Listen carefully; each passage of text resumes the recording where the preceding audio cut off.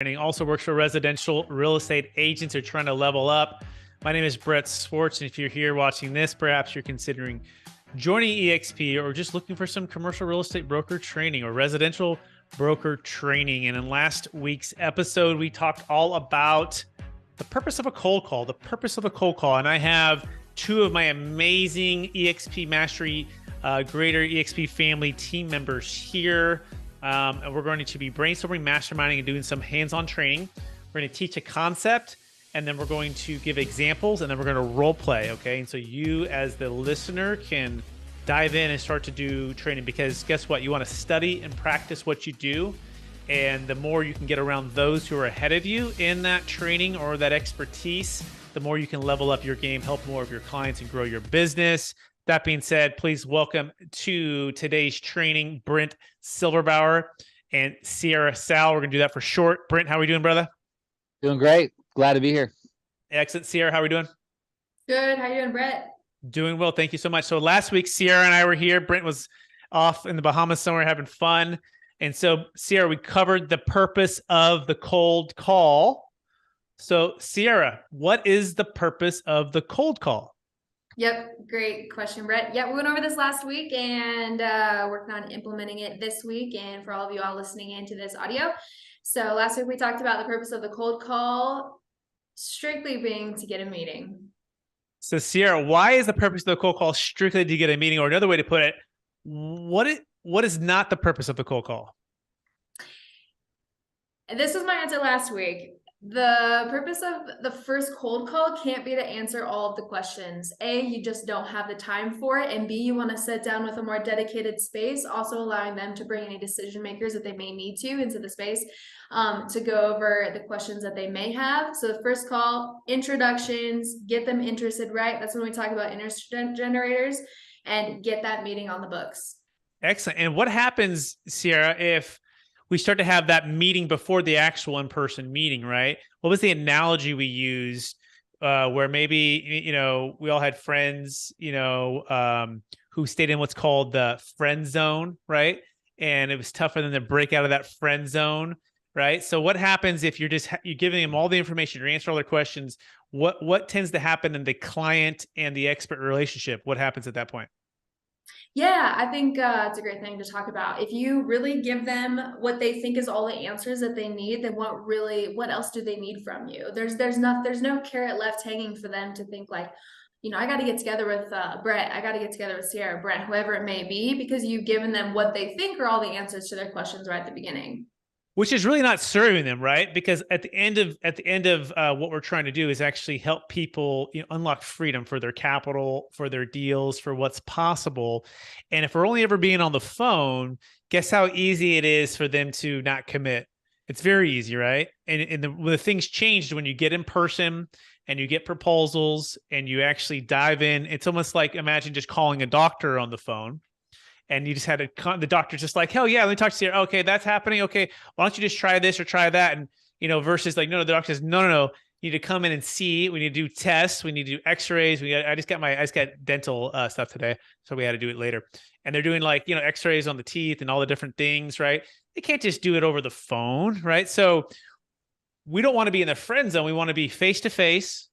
For a couple other reasons too, Brent, maybe you can let's ask you actually before, I won't even assume, but Brent, what do you think we need to be face-to-face? What does that give you as the ability as the expert to be able to help the person you're trying to help?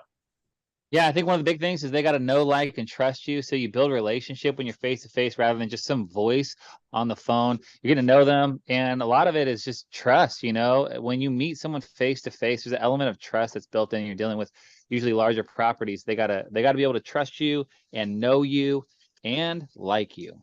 Yeah, business moves at the speed of trust, right? And it's very difficult to build rapport and trust unless we're face-to-face with the client. It's also sometimes not easy to understand really what they're saying, like what the real motivation may be, what that motivation, how deep that motivation is. Like on a scale of 1 to 10, like how serious are you about selling your property?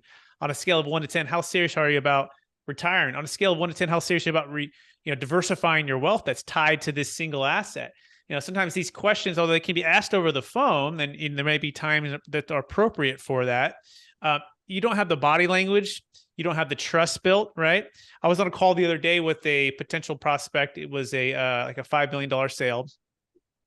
And I didn't build up rapport at first. In fact, I kind of skipped this step of the rapport. It was a Zoom call, right? And I had been brought in, and it's a short time period. It's a deferred sales trust. The guy's out of state. And by the way, also want to clarify, in person's always the best, right? The next best is a Zoom face-to-face, but it's separate than the cold call, which is just at a moment in time that you're just trying to capture someone's attention, open up some curiosity, change their emotional state of where they're at, cause some kind of energy to transfer to that person to maybe take some action to get a meeting with you. And that meeting could be a Zoom meeting, right? But it's a specific time set in the future where they're committing to showing up and spending their time and energy.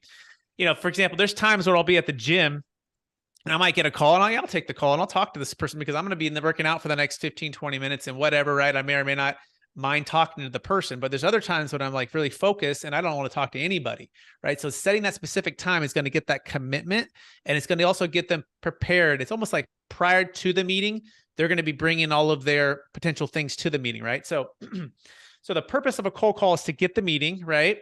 Not to have the meeting, because if you're having the meeting over the phone call, you're probably going to get stuck in the friend zone and the amateur hour, right? We want to go pro. We don't want to be amateur. Amateurs, right, don't get the meeting. They don't ask for commitment.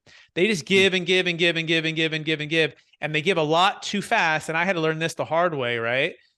We want to, as we're becoming experts, as we're becoming professionals, we have a tendency to want to go really fast, right? Rather than listen and rather than follow the steps. And so it probably took me, I don't know how long it took me to figure that out. But I encourage everybody to first clarify what the purpose of the cold call is for. And once you clarify that, then that's the entire goal. And so, Ciara, what is the purpose of the cold call? Set the first meeting. Excellent. And Brent, those meetings could be what? Two things. Okay. Number one, of first importance, in-person meeting. And number two, if you can't get it in person, then you can settle for a secondary Zoom meeting. Zoom video meeting. Exactly. Right. Yeah. Perfect. Right. Video meeting, all right. Yeah. So we also touched on, Ciara, last week that we're working on introduction with confidence, right? Introduction with confidence. So when I'm calling someone, especially for the first time, I'm not hesitant about, is Brent there or is this Brent? Brent answers the phone. I'm assuming it's 100% Brent. What's the downside of that? It's not Brent. It's really not Brent, and I'm off, right? But if it is Brent, Brent's like, oh, hey, what's going on? Like, Brent, like, that's what I'm saying. The first thing I'm saying is I'm not asking a question. I'm just saying his name. And I'm saying it like I'm his best friend. I've known him for years. And he must, wait, have we talked before? Yeah, we might have, but here's the reason for my call, but I'm changing his emotional state as if I'm coming with confidence and clarity and being assertive. Does that make sense, Ciara? It does. Yep. That was a great exercise last week in the practice of confidence first. Yes. And so we have certain voices that we can use. There's the late night DJ voice, right? Where it's lower tone. It's going to slow down the process. There's also the assertive, like maybe aggressive voice where I'm kind of what I've been in teaching mode right now, like da da da da da da. There's also the kind of the playful, like curious voice. Hey, Brent, Ciara, how are we doing today? It's more of a non-threatening, like kind of your best friend. Hey, what's going on? Kind of more relaxed. In fact, we want to be in that kind of that playful, a curious voice most of the time, because it helps to bring the guards down on someone who's answering the phone, right? So, for example, I might say ring, ring to Brent, and Brent would answer. Hello? Brent. Yes. Hey, this is Brent Swarts. I'm with Capital Gains Tax Solutions and eXp Commercial. How you doing today? Oh, man, I'm doing pretty good. Excellent. Good to hear from you. Yeah, I'm so glad you said that, because it's even better to hear your answer the phone, because who these days answers the phone, right? I mean, come on. This is great. I didn't say just robocall, but I'll be a little more focused here. So I'm actually just calling you because I just sold the property down the street from you. It was a $2.5 million deal in Placerville, California. We actually got a record price, even given all the turmoil in the marketplace. And I'm just curious, have you considered at all buying or selling your property at 123 Main Street in Sacramento? You know, it's funny you call. I just had a conversation with my wife, and we're doing some financial planning, and I think we're getting to the verge where it's almost ready, but we just don't know where else to go with the money. To go with the money? Yeah. We don't know where to, 1031 exchange. It's easy to sell. It's hard to buy.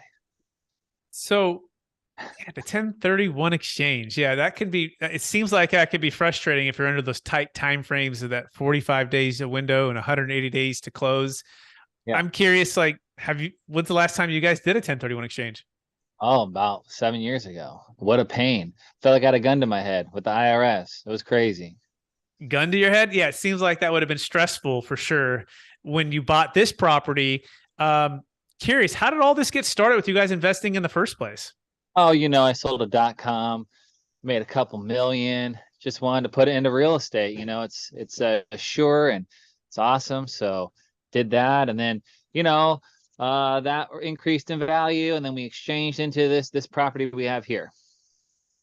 Excellent. And that's, the reason I'm calling, right? Because there are some sellers right now that are on the edge of like, do I hold it and wait for another market cycle to kind of, take place? Real estate can kind of lag the stock market and it can take a little while for it to turn, but we're seeing some of those signs of it turning.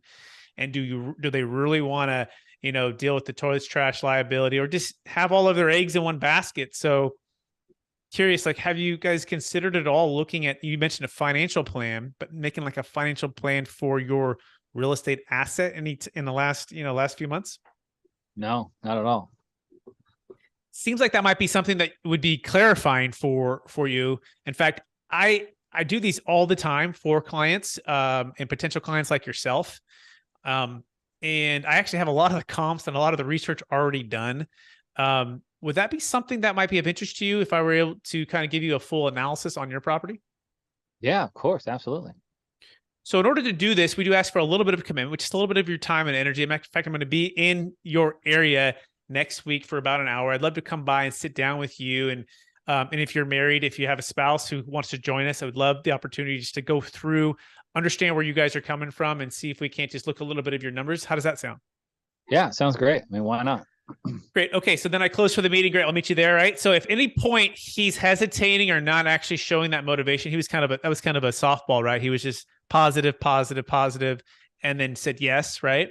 Great. That's really simple. But I also wanted to dig in a little bit more to try to find something, right? But at the same time, if there's no real opportunity to not say yes, still get the meeting, right? Still get the meeting. It doesn't really matter. Just get the meeting. Go meet with the person, even if they're not in the ability to sell right now. Because sometimes someone might tell you, "Oh, I'm not selling."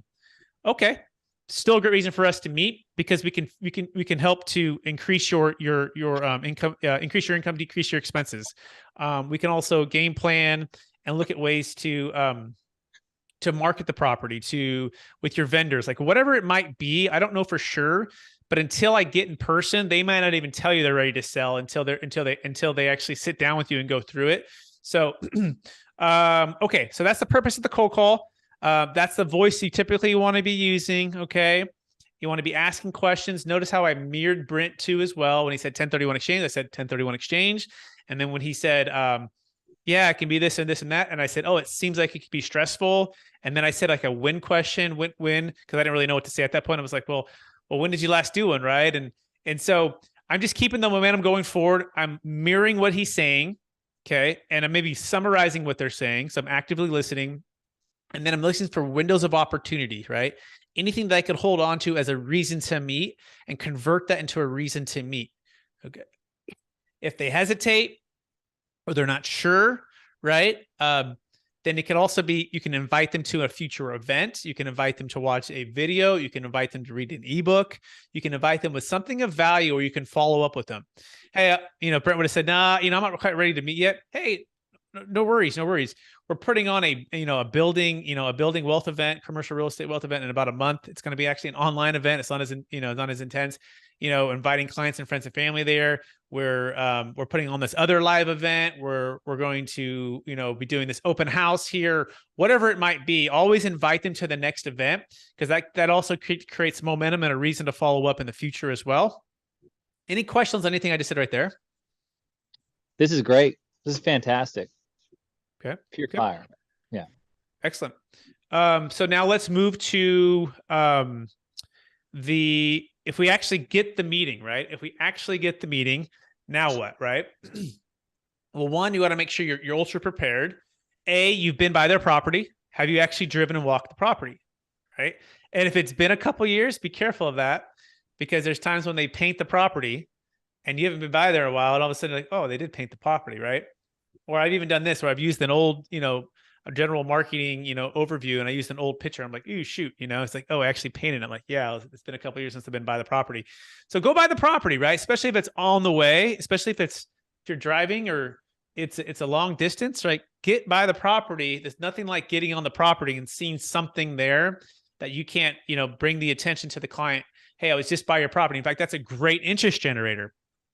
Not just, I just sold the property. Hey, I was just by your property last Tuesday in the afternoon. Man, it looks like parking is packed. It looks like, people are, It looks like the pool looked really good. Landscaping is on point. Man, like the property was looking really good, or whatever it might be, right? Or the fence, there was one part about this. And the reason I'm calling you is I just couldn't help but think like, wow, that property looks like it's running really well. And you might be able to sell it for a really great price. I know you may not be buying or selling right now, but I'm just curious, have you thought about, what your property might be worth in today's marketplace? And just be quiet, right? Yeah. Using anything that you can be particular to their property. In fact, when you call somebody, you also want to make sure you're not just you're calling about their specific property. I'm calling about the Ashley Place Apartments. I'm calling about the, Wood Creek Mobile Home Park, right? At 123 Main Street, and that you're being specific about that particular property. It's not just a general call.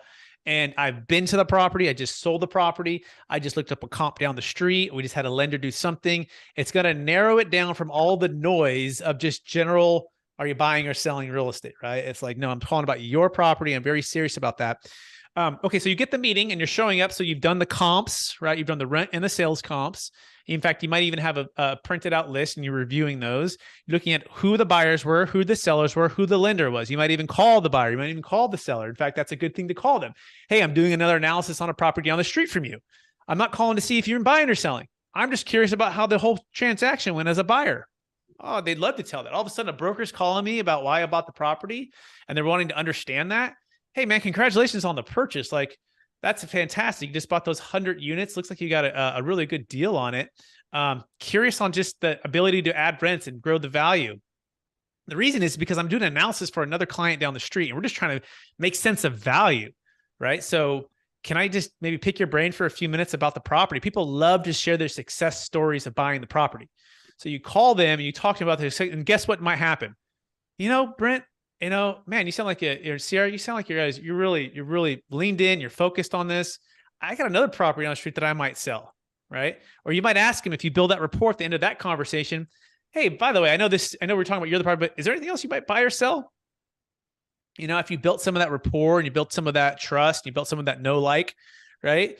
You might move that, but it might, so don't think that you have to be the same script every single time, right? You might mix it up. And the key is, am I adding value to the person? Am I building some rapport? And am I generally actually concerned about solving their problem? And when you come at it from that approach and you use the windows of opportunity to close for a meeting, and you actually have a solution to their problem, you can get meetings, and then you get the meeting. Okay, so now we're finally getting to the meeting. I know I keep kind of backing up, but I just keep thinking out loud here. So now I get the meeting, and now what, Ciara, is the purpose of the meeting? The purpose of that first meeting? I'm sure the textbook answer is probably to get the second meeting.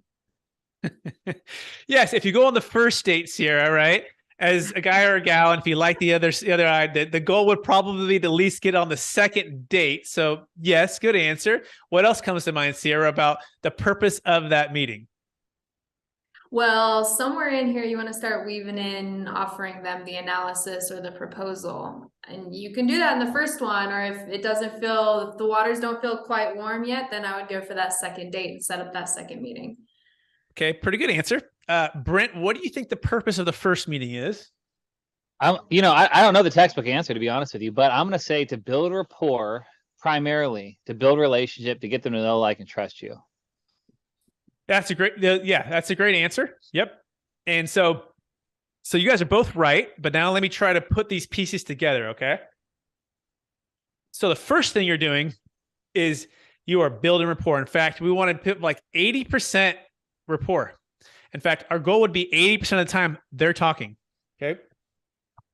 And only about 20% of the time of actually maybe even offering something per se, right? Or even talking about ideas of potentially offering something. And this is so important, right? That now here's the reality too. You've also got to read the four different type of personality types, right? Or the 4 different type of commercial real estate owners. There are what's called the herbivore. Okay. If you think of it like these dinosaurs, right? Dinosaurs. Do you remember what herbivores are? Herbivores are pretty typically slower creatures. Okay. Or slower. And they're typically, they'd only eat like the plants, right? And they're more gentle giants if you're in the dinosaur world. Now the herbivore are who? They're the mom and pop types. They maybe own 2 to 5 properties. They typically have never really sold. In fact, this is their retirement plan. Okay. And they're not fast movers. Okay. They're not fast movers. They're very, huge on, everyone's huge on trust, but especially they're not professional real estate owners. In fact, they have there's the other profession is, they're a doctor, they're an attorney, they have this other business, and that's their full-time thing. And they happen to own a few of these properties that they maybe even paid off. They're fully paid off, and they're just producing that passive cash flow. And this is their retirement plan, right? This is the ability for them to actually finally be retired, is this real estate. And so they're also their person. So that's like the general like category, but then also their personality type might be one that's more talkative or more analytical or more, a little more amiable or more aggressive, right? And so you want to figure out, is this person wanting to get right down to brass tacks, which is like a driver personality, or are they wanting to get into the numbers, more analytical, or are they more expressive? They like to talk. And so you want to make sure you're doing your best to understand what personality you're walking into and how to build rapport, right? How to build rapport. But the key is to build some rapport. And you want to say something like this. Hey, first of all, I'm so grateful for your time. I know you probably get a lot of call from a lot of brokers wanting to meet with you. And I'm confident by the end of this meeting, we're going to have a clear plan and maybe some good ideas to help you move your wealth forward. But before we go into any of that, I'm just super curious. Could you just tell me a little bit about your story, how you got here, and your current focus? Okay. And now it's open-ended.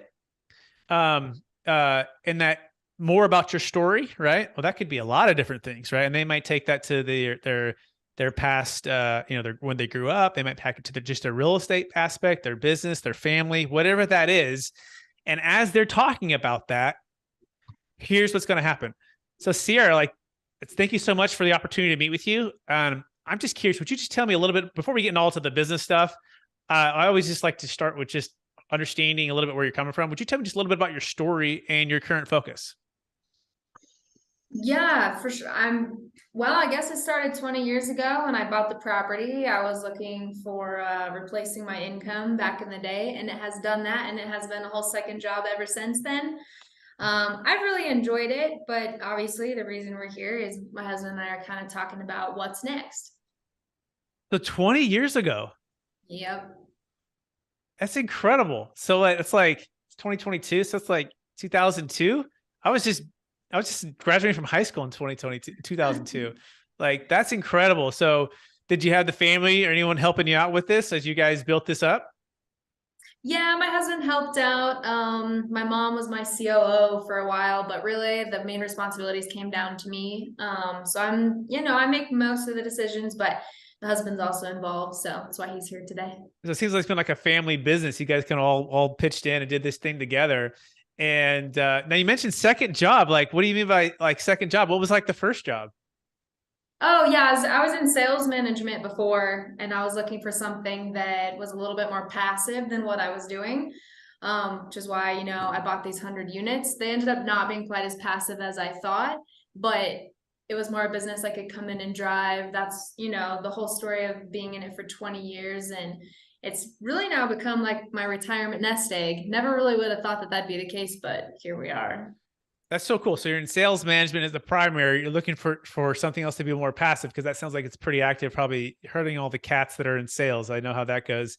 And but it ended up being a little more active than you thought. I'm curious, what was the thing that was the most active part that seems to be the thing that takes up a lot of time and energy?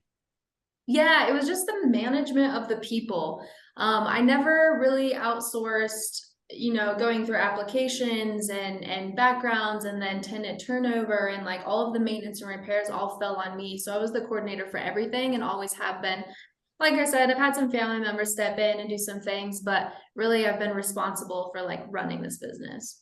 Seems like you're like a superwoman. You got your primary business, you've got the secondary business, you're managing your sales, the sales team, you're also managing your family, and then you have all these 100 tenants to work with as well.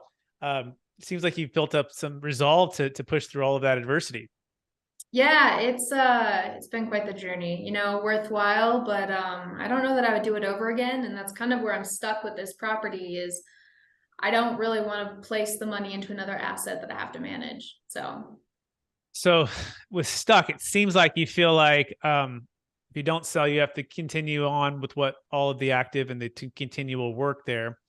But then stuck, if you trade it, it might be you might put yourself in the same position or different. I mean, at least this is what I've heard from different clients. Is that does that seem unreasonable there? Yeah, no, that's exactly it. I either keep the tenants I'm already dealing with, or I would just, if I sold, I don't want to pay the taxes. So go into another asset and there I would be like managing something new that I don't even know. Mm-hmm. Yeah, that makes sense, and that's honestly, taxes is you know, death and taxes are the two biggest things, and it's something you have to plan for and be prepared for. We do have a unique solution for that, and we could talk a little bit about that more and in a few minutes. But talk to me about the actual asset itself. Like, do you feel like how is it performing? Right? You know, do you have an income and expenses statement? Where do you think the valuation and the timing of the overall market is? Let me back that up. So before you even think about, you know, solving some of those challenges, where do you think the market's at right now? What's your gut telling you as far as if it's a good time to transact or sell real estate? Well, Brett, you know, I often wonder these things. We were looking for a new house last year, and just based off of the housing prices, I mean, it was wild. We weren't willing to go, you know, several hundred K in our area where we're at above asking prices. And so I can only imagine what it's like in commercial right now. I haven't had time or done a lot of study on what's going on in that world, but obviously we all know how high the rates are. And I would assume probably that overbidding has come down a little, but that's my assumption of where things are at. And I'm just not willing to go up against that. So it's kind of where I'm just sitting where I'm at. So it sounds like you might believe it's a good time to be a seller because you can get these really high prices, but on the reverse, it's not a great time to be a buyer. Am I off there? No, that's exactly right. And that's where my problem is I would love to exit, but I don't want to pay the taxes and I don't want to be buying another asset right now. So that's where I don't really know where to go. Yeah, it seems like you need a solution to your capital gains tax in this 1031 race. Is that a fair summary? Yeah, if something like that existed, that would be great. Cool. And then and there is something that exists, right? Which is part of what I would like to talk to you about, you know, and look at a proposal and really kind of detail this out for you. So it sounds like there's actually some motivation to sell. Like if you actually had a good solution to those two challenges, deferring the tax or, you know, mitigating the tax and being able to be a little more passive or retired, it seems like you actually might be a seller given that the market conditions are boding well for you in like pretty kind of a high price right now. Is that a fair summary? Yeah. If there was a solution, I think my husband and I would seriously talk about being sellers. So here's what I have to offer you, and I'm just curious what you think about this. Okay, so we do what's called detailed pricing and financial analysis, where we not only review your income and expenses statements, but then look at the comps, look at the rent comps, look at the sales comps, but we really dial in on what we think the marketplace would pay for your asset in today's marketplace with a new loan quote. It's extensive research and due diligence, and in fact, I'd actually like to view your property as like a ghost tenant, so no one really knows, but just to really get a chance to understand and know your asset in a detailed way. with you and your husband's permission, I'd like to do a no cost pricing analysis, no obligation to you to sell. But this, I think, will give us all of us a good, clear framework with where you're at and what's possible for the sale, but also maybe some great opportunities to build on the asset to prepare in case you do want to sell down the road. With that, I also want to provide really 3 options for your way to defer capital gains tax and grow your wealth. It'll take me a couple of weeks to put this together, but assuming we can agree on price and terms, and we have a solution to your satisfaction for how to defer capital gains tax, as well as how to be, potentially passive for your equity. Is there any reason that you could think of right now why you wouldn't allow me to exclusively list your property and sell it for you and deliver on those 2 objectives, what you're looking to achieve? No, I think really if, we got the price that we think it's worth, and I guess based on your analysis as well, at the end of the day in our pocket, and it sounds like a way to put more in my pocket if we can mitigate some of the taxes, then I think that sounds like a win-win. Excellent. So assuming we agree on price and terms and we, to your satisfaction, deliver those 2 things, is there anything else that comes to mind that would say, I'm not sure if I would sell, and maybe even to your husband's mind? I know he's not here right now, right? He'd be on the next meeting, but is there anything that you might come to mind that could, that I could prepare for and maybe address during our next meeting? Yeah, I know he'll ask you what your commission rate is. Yeah, our commission is 6%, and it's 3% to the buy side, 3% to the seller. But assuming we can agree on price and terms and your husband's comfortable with that commission, and we solve those 2 major objections that you talked about, deferring the capital gains tax and being a little more passive with your retirement or investments, is there any other reason you think he might bring up or you might have that I could prepare for our next meeting? Yeah, I think he'd want to know timeline wise what it would take for an analysis and a potential listing, and then for the deferral of the taxes. I think we'd be real interested in that. Yeah, the analysis takes about maybe, a couple weeks, and then we could get the property properly marketed a couple weeks after that. Listing is about a 6-month period, right? But we'll go over that entire timeline with you to make sure you understand that, and also the timeline for the potential 1031 exchange and all those different things. But assuming we can agree on price and terms, the commission, the timeline, as well as solving your 2 major objectives and goals. Is there any other reason you could think of? It could be anything you could think of that I could help prepare for why you wouldn't list the property with me and let me sell it for you? No, honestly, Brett, can't think of any. Excellent. And so now at this point, Ciara, I would like to build some more rapport, and I'm going to say, look, I'm going to go back and do a proposal for you. I'll be back in 2 weeks. Make sure your husband can be there. Can your husband be there? I'm looking at my calendar. Does that work for you? Great. You say yes. So you want to dial all that in, and then I'm going to build some rapport again. I'm going to say, Ciara, man, we just had Thanksgiving. Did you, I got a couple kids, maybe you have some grandkids. How did it all go with you? And I'm going to go back to building more rapport. Okay. So I'm going to sandwich the meeting with rapport. So it's rapport, business, and then rapport. Right. And I'm going to try to keep this going and not unnaturally, right? It's definitely genuine. Right. And also if we have time constraints, so we understand that we would be respectful of that. But I generally want to know, right? Man, this is an amazing house, beautiful house. Tell me about the story of the house. Tell me about the story of the kids. Anything to build rapport. Look at that, that thing on the wall. Look at he's a hunt. You guys hunt. You guys do this. Anything to build rapport and connect with people to get to know them, like them, and trust them on your side, and then vice versa. Does that make sense? Yep. All right, Brent, what insights did you bring out of that whole meeting right there? Oh, super good. Just how you went about it, the lines. I really like the line. I wrote it down. Assuming we can agree on price and terms, any reason it would not allow me to exclusively list or sell the property. Just that kind of that if clause. If I can do this, then will you close? Will you sign on the dotted line? I just think that's a key one that I have to just have roll right off my tongue, super quickly, easily, and effortlessly. Yep. Good. Ciara, what else did you take out? Go ahead, take that note. Yeah, I would agree with you on the rapport on the front side, and then the meat in the middle and the rapport on the back end. I think that makes it really personable and relational. I think that's really helpful. And then, yeah, on top of what Brent said about that amazing line for exclusive listings, I think you kind of you take what I said and then you confirm it back to me, as in making sure that you're digesting the information correctly and then waiting for me to put up any objections to what I have already said. And I think that's golden. You nailed it. It sounds like it feels like, it seems like, write that down. It seems like, it sounds like, it feels like. It sounds like you might be a little bit concerned about commission. Yeah. We had this broker who charges 6%, Brett, and I feel like he didn't do anything for us. Didn't do anything for you? Yeah, I mean, he just threw it on the MLS and it sold in like 2 days, and he died double-ended, and all the money, and my husband didn't really feel good about it because he didn't feel like he shopped the offers. He didn't shop the offers?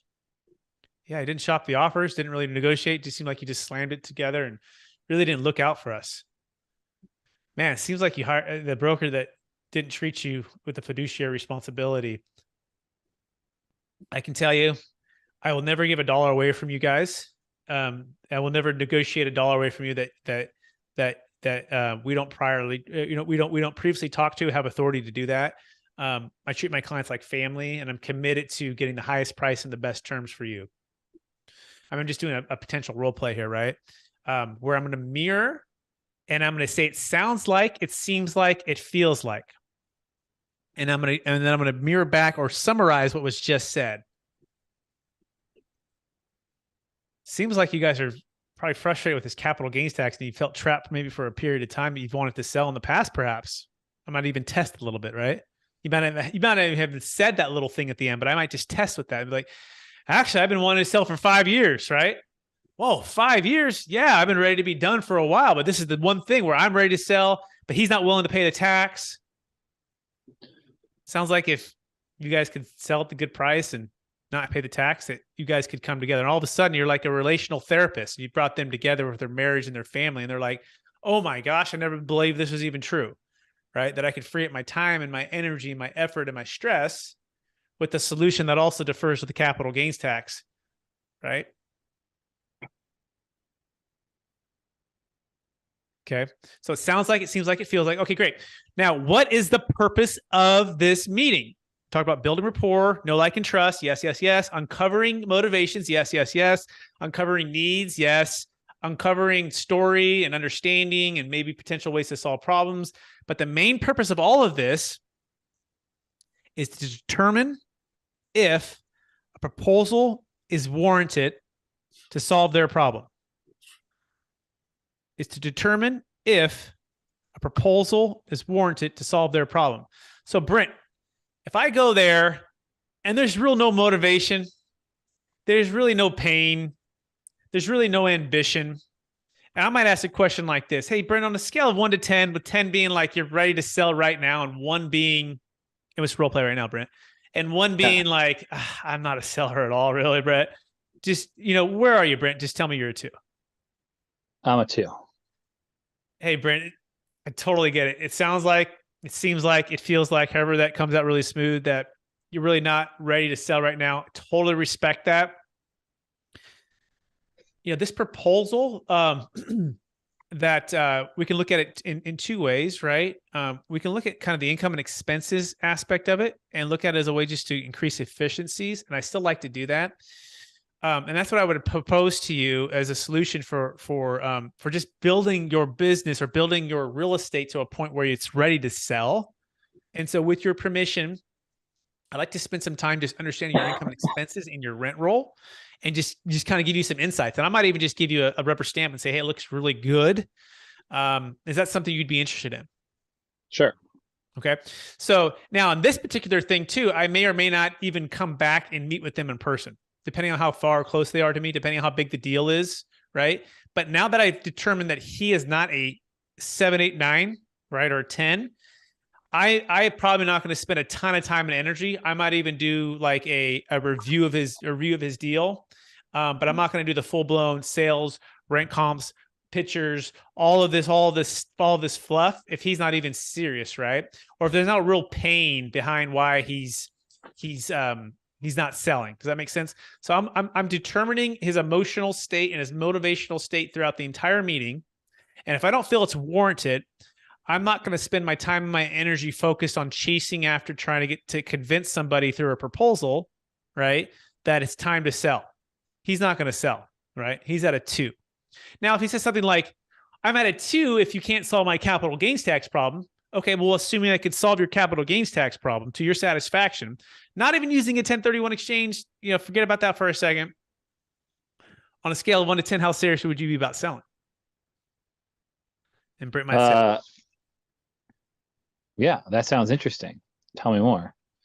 The capital gains you're talking about?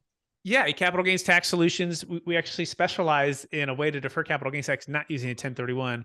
And now I'm going to tell a story. This is really cool. So when you say tell me more, instead of telling you benefits of the thing, I'm going to tell you a story. Here's the story, Brent. Yeah, and in fact, I had clients that are very similar to you, married couple, been in real estate for 30 years. They actually had a duplex in Manhattan Beach. I don't know why they ever sold, but they did. And they 1031 exchanged into the property in Placerville. And they've owned this property for since 2008. And they basically have doubled their value, but their NOI hasn't gone up that much. Now, time and energy, and they had a couple, two twin daughters a little bit later in life, and they're wanting to travel and spend some time with them, kind of lower their stress. But they're tied to this property, and they're feeling trapped by the capital gains tax. And so, they get calls all the time. In fact, I'd call them before I even knew about what I'm about to share with you in a second. But they search and search and search. They get called all the time, but they just really dismiss it because they just go, you know what? I have 15 problems. I don't need 30 problems. I'll just stay where we're at, but we're not going to sell and pay the tax. We're also not going to sell and do a 1031 exchange. So enter the Deferred Sales Trust, which has really been literally a transformation for their family. It's not just the deferring of the capital gains tax, it's freeing up their time and energy to be entrepreneurial if they want to be, or to be passive in retirement, which they kind of want to be as well. In fact, it kind of gives you both the passive and the active opportunity. And so they use the Deferred Sales Trust, which we're experts in, to not only defer the capital gains tax, sell at the optimal time, and have a transformational exit plan. I know it sounds like a lot, but with your permission, I'd love to put a proposal together, figure out what the highest and best price is for your property, and then also put an exit plan proposal together, bring in one of our strategic alliances, one of my business partners, who can lay this out for you. It's really incredible. But assuming we could agree on price and terms for the sale of your property and the exit plan to your satisfaction, is there any reason if I came back in 2 weeks with those proposals that you wouldn't exclusively list the properties with me and allow me to sell the property for you? No, if you could solve those problems, I think that'd be great.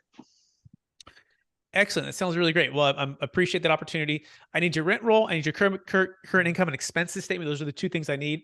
Also want to get with your lender to make sure there's no huge prepayment on what you owe on the property. So with those three things, let's, if you can get that to me, do you happen to have them on you now? Sometimes they walk in, oh yeah, right, let me print them off for you. And they hand them to you, right? That's always better to get them on the site, right? Versus waiting for some email that could take weeks and lose that momentum. Okay. So, or do you have a property management that you could put me in contact with who will provide me that information, right? Whatever it might be, a bookkeeper, just give me the authority to go to that person to get that information. I'll put it together in a couple of weeks. I'll be back. And then I'm going to build some more rapport again. So what is Ciara, what's the purpose of the meeting? First meeting. The purpose of the first meeting is to determine if the proposal is going to solve their problems. Yeah, yes, and determine if a proposal is warranted to solve their problems. So do they even have problems? And is your time and energy to put the proposal together to even solve their problems even warrant it, right? Because they actually have motivation. So Brent, what's the purpose of the first meeting? So see if a proposal will solve their problems and if it's worth your time to do it. Exactly. You got it, right? So it's not to present the marketing plan. It's not to present the price. It's not to present the solutions. Although you might say, hey, the range is approximately here or here, right? If they really press it, the solution is a 1031 or a deferred sales trust. It's okay to but you're not going to share the how, right? You're going to share the what and the why and stories, right? The what and the why and stories. But for your particular deal, I'm going to have to really analyze it. And it's true because you don't want to get there and promise the world and not analyze it. And then all of a sudden you come back and you look foolish, right? So on my next meeting, I'm going to come back with a full detailed analysis of your property, of the comps, of the income and expenses statements, of where we think we can sell it for, plus a couple options for you to sell and defer the capital gains tax. And I promise you, I will get into all of those details. It'll take me about 2 weeks to put it together, put a lot of hours into it, but it's all no cost and obligation. I'm confident that I'm going to deliver on what I'm saying here. Just give me, if they're really, okay, well, I can maybe put it together in 1 week. I usually say 2 weeks just to be safe. I can put it together in 1 week if you'd like, and we'll go there. Any questions on that, Ciara or Brent? No, that's great. Tons of value. Okay. Right. All right, so that's the training for today. On the next training, we're actually going to go what happens. We'll probably do the building of the proposal and the underwriting part of it, right? Because now it's in between those two meetings. So what are you doing to underwrite? What are you doing to build a proposal? What are you doing with photos, right? Kind of the marketing piece. How are you putting this thing together to actually show up? And then from there, we'll do the next one, which will be actually showing up, okay? But in the meantime, what is your one big goal this week, Ciara? The one big thing, if you accomplish this week, more than anything else, would give you the most momentum moving forward. Sure. For my brokerage team, my goal is to reach at least 50 people for a listing that I have in North Carolina. So that's what I'm working on. Excellent. So 50 touches to sellers or buyers. Who are these 50 people? Yeah, the goal is to find a buyer, but also to be connecting and networking with other potential sellers. So it's really like 50 networking people, but I'm also putting a deal in front of everybody. So 50 owners in the area you want to connect with who are either buying or selling real estate? Yep. All right. Report back next week to how that goes. Brent, what's the number one big goal this week? If you knocked it down, it would move everything forward. And you already know, is to put together this proposal for Ann and Paul Leathers on Friday at 1. Excellent. And so let's talk about that for a second. Do we have their income and expenses statements? Do we have their current rent roll? Yeah. Mm-hmm. We do. We have all of that. And but we've never met with them in person, right? Never met with them in person. They live in like LA. We've never had a Zoom meeting. Yes, we have. I have had. We did. I was on that. We both had it. And I've had one before that, where I did I did my report on the state of Chico student housing and how the attendance is going down, how it's affecting all the stuff, supply and demand, all this stuff. Yeah, you built some know, like, and trust, and you built some rapport, right? With husband and wife, right? Yeah, and I've sent them podcast videos, and I sent them mailers and all kinds of stuff. Good. Okay, great. So we're probably at 20 touches right now. Right, and we sort of had the first meeting, or at least on the phone call, at least, right? When we had it for about 40 minutes with her, right? So we built some of that up. So yeah, no, I think this is it's not ideal. It's never going to be perfect, right? It's never going to be just cookie cutter meat and this. Some of it's going to have some overlap, but this is ideal. You're keeping it in these boxes, especially in the beginning, right? Because if you're not, it's very difficult until you've developed a huge closing track record and you're an expert to do anything beyond these segments. And so, yeah, okay. Ciara, great job. Brent, great job. If you need anything, let me know. And my biggest thing this week is I'm flying out to Florida to view some properties. So I'll be hanging out there for a couple of days, locking some properties down, meeting with our top strategic alliance, and then flying back, and also bringing on another full-time VA. So now we're up to 6, right, this week. So we're onboarding this week. That's big for us. And if we can get that there, we can free up more of my time and energy to create more content. That being said, if people want to learn more about everything you just heard just now, you go to expmastery.com, expertcresecrets.com, capitalgainstaxsolutions.com. You can look up Brent Silberbauer, Ciara Salayandia, pronounce that last name perhaps correctly, or Brett Swarts. We so appreciate everyone out there, and we will talk to you real soon. Bye, everybody.